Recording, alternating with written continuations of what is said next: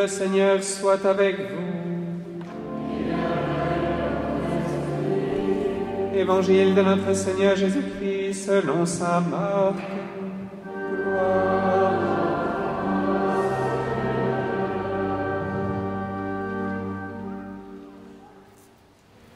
En ce temps-là, Jésus disait à ses disciples: Prenez garde, restez éveillés, car vous ne savez pas quand ce sera le moment. C'est comme un homme parti en voyage. En quittant sa maison, il a donné tout pouvoir à ses serviteurs, fixé à chacun son travail et demandé au portier de veiller. Veillez donc, car vous ne savez pas quand vient le maître de la maison, le soir ou à minuit, au chant du coq ou le matin. S'il arrive à l'improviste, il ne faudrait pas qu'il vous trouve endormi. Ce que je vous dis là, je le dis à tous, veillez. Acclamons la parole de Dieu. Louange à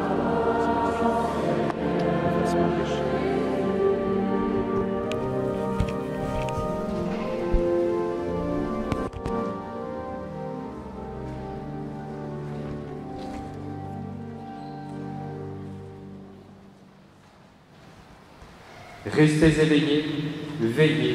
Voilà ce que le Seigneur nous demande en ce début du temps de l'Avent, de pouvoir veiller comme nous le faisions avant, et il nous faut retrouver cette belle réalité, de pouvoir veiller au coin du feu.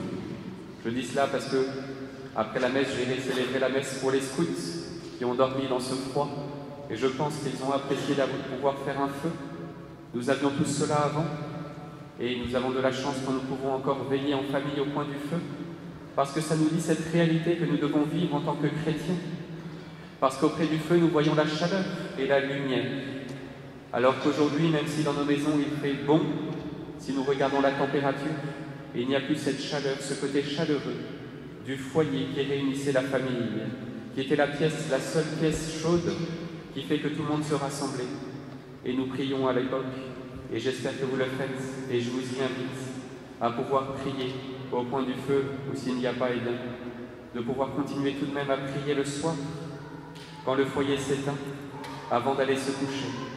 Voilà cette réalité que nous devons continuer à vivre en luttant contre les ténèbres, contre le froid de ce monde qui n'a plus ce lien ensemble, parce que à la fois nous sommes chrétiens et donc nous devons veiller sur notre cœur, et en même temps nous devons veiller ensemble. Cet évangile nous le redit bien, puisque si le maître est parti de la maison, il laisse l'ensemble des serviteurs, à chacun sa tâche, sa vocation, où est-on dit.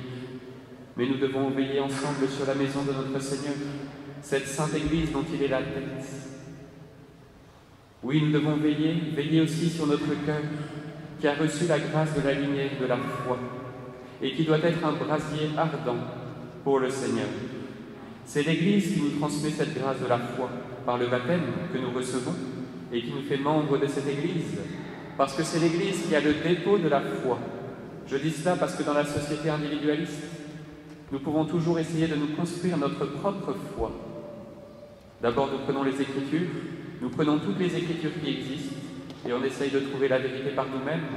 Et c'est une vérité qui nous correspond, parce que nous essayons de comprendre et de croire en ce qui nous intéresse. Et nous avons la faiblesse parfois, eh bien, de repousser des choses qui sont peut-être exigeantes pour nous, même si c'est la vérité, et nous acceptons des idéologies qui sont mauvaises, mais qui sont plus faciles et qui nous paraissent plus attirantes. Oui, l'Église nous transmet cette grâce de la foi, et elle est l'incarnation de la présence de Dieu, encore aujourd'hui sur la terre. Parce que la présence du Christ subsiste dans l'Église, et l'Église du Christ subsiste dans l'Église catholique. Oui, nous recevons cette grâce de la foi, parce que l'Église est mère et maîtresse de foi.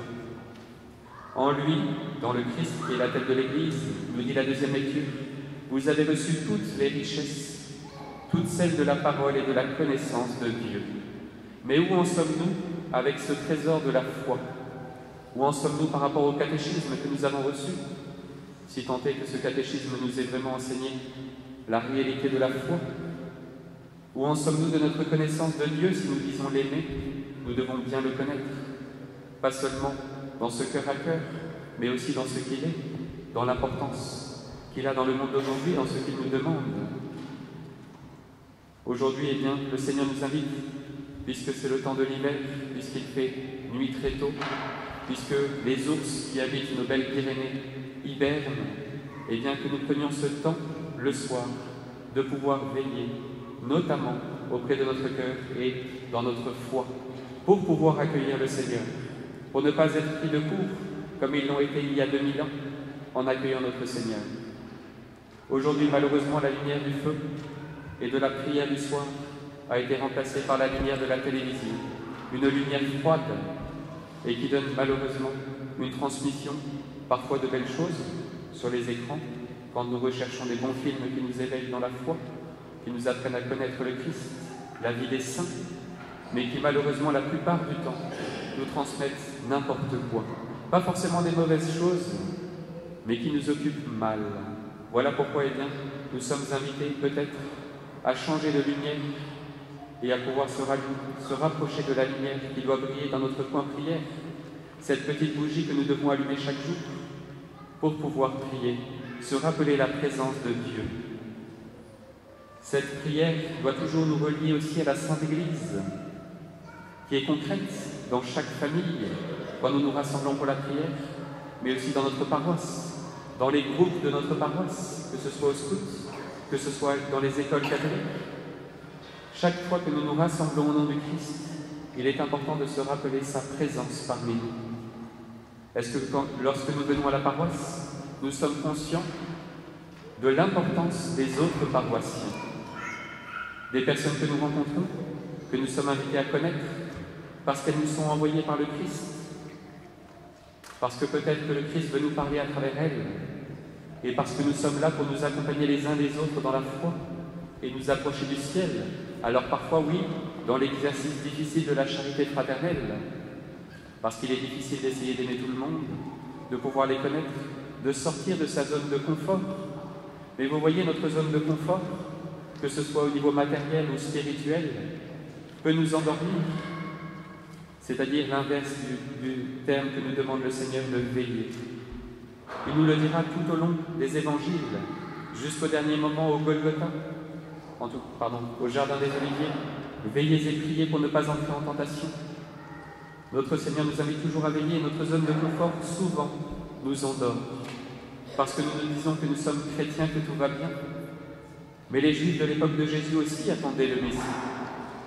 Et pourtant, ils ne l'ont pas accueilli. Ils n'ont pas été réceptifs à sa présence sur la terre. Oui, nous devons vraiment nous aider les uns les autres, en nous accueillant les uns les autres, à nous préparer à accueillir le Christ. Un chrétien isolé est un chrétien en danger. C'est une réalité. Voilà pourquoi, eh bien, il faut toujours sentir que nous avons à cœur d'être dans la Sainte Église, d'être accueillants. Ce n'est pas parce que nous avons un groupe d'amis chrétiens que tout va bien. Eh bien, nous devons toujours nous ouvrir aux autres. D'abord pour ne pas devenir fermés et nous replier sur nous-mêmes parce que tout va bien, soi-disant, mais aussi parce qu'un jour peut-être nous aurons besoin d'être accueillis et nous devons accueillir les autres que le Seigneur nous envoie. Ce n'est pas pour rien qu'on dit que l'Église est une famille, parce que dans une famille on ne se choisit pas, on se reçoit. Et c'est ce qui est magnifique, parce que peut-être que nous avons des caractères différents, et bien ça nous apprend à vivre ensemble malgré ces caractères différents. Ça nous apprend à accueillir la différence et en même temps on ne peut pas se renier. Parce que même si on veut renier une personne pendant 20 ans, 30 ans, on y pensera tous les jours parce que ça reste notre frère ou notre sœur. Mais est-ce que nous avons conscience que l'Église, c'est la même chose pour nous et qu'on ne peut pas renier un autre chrétien? Peut-être ce sera difficile de l'aimer vraiment, de lui pardonner certaines choses, de le supporter à la messe parce qu'il a des tics, parce qu'il ne fait pas ci, il ne fait pas ça, ou alors parce qu'il y a des cris, parce que ça bouge. Mais nous devons vraiment apprendre à nous aimer et c'est ainsi que le Seigneur nous convertit et nous garde justement dans une jeunesse de cœur pour ne pas, comme le dit la première lecture, devenir desséchés. Oui, il nous faut apprendre à nous recevoir les uns les autres du Christ. Et c'est ainsi que nous pourrons recevoir le Christ et le découvrir réellement de manière très concrète, parce que notre foi, nous allons le fêter, est une foi incarnée dans le quotidien.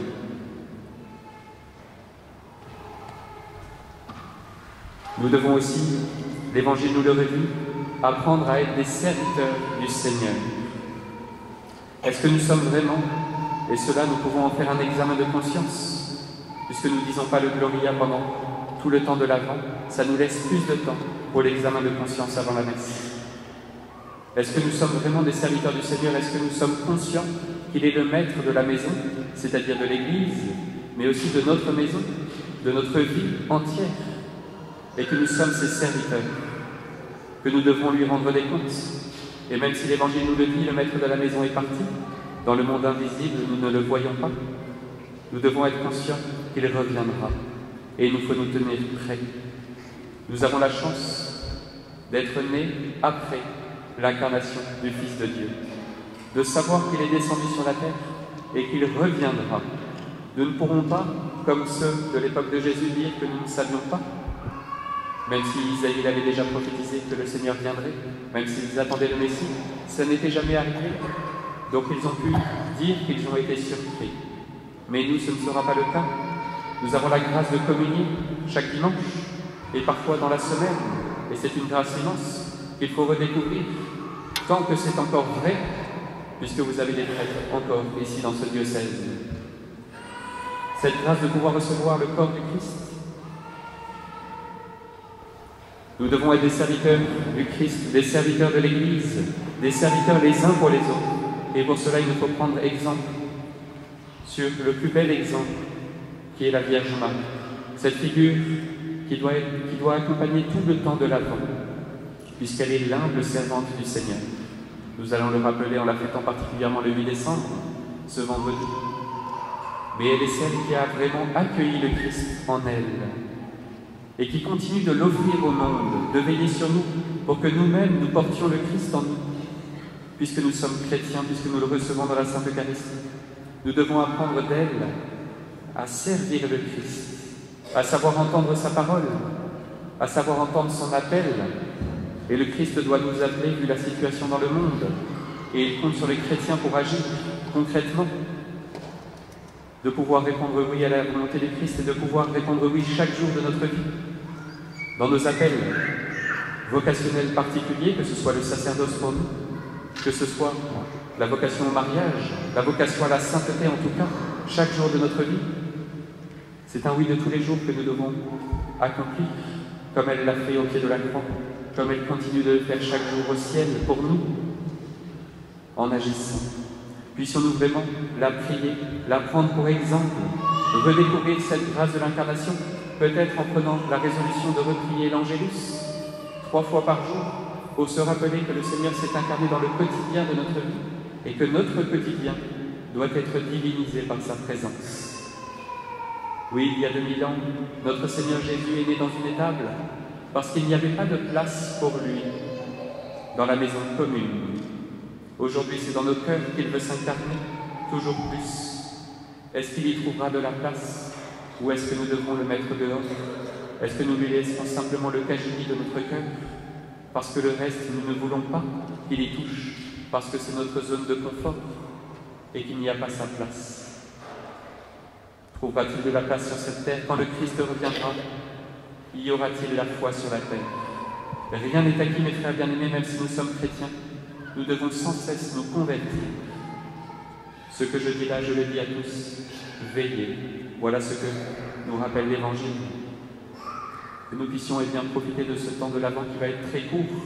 Voilà pourquoi il faut commencer dès aujourd'hui, pour pouvoir accueillir réellement notre Seigneur Jésus dans nos cœurs et dans ce monde qui en a tant besoin.